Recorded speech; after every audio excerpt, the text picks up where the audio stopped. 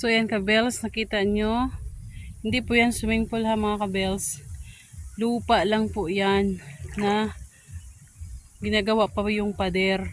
So yan, nagmisto lang, swimming pool na po yan kabels. Isang araw lang yan. Ay hindi pala yun, isang araw, hapon hanggang madaling araw. Mga almost 16 hours lang yun. 18 hours. Na ulan.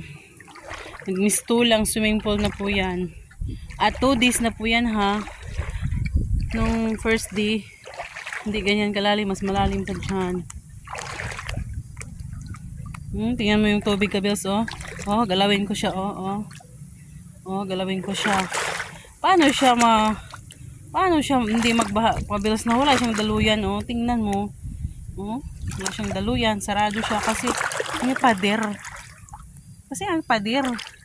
Kabels, oh, alimatok. Alimatok kabels. Yan ang alimatok kabels. Oh my gosh. Uy na tayo. Agoy, nakakatakot. Uy na tayo kabels kasi may alimatok. Oh my gosh. Hindi na tayo lulusong kasi may alimatok.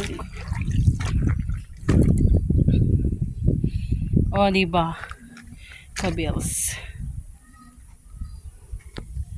Hope you like my video. And subscribe to my channel, Perlas ng Bantayan.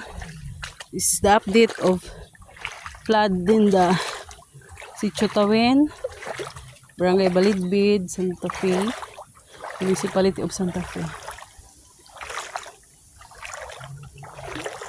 Oh my gosh. Kabels. Septic tank namin.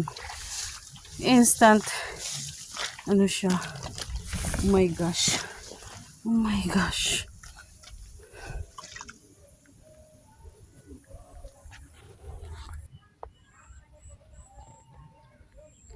Yan mga kabels. Kawawa ang mga mais namin.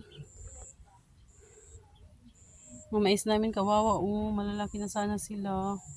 Malapit na sila magbunga. Kawawa naman sila, nadapa lang. Sa hindi bagyo, kundi ulan lang po. Almost 18 hours yata. 16 or 18 hours.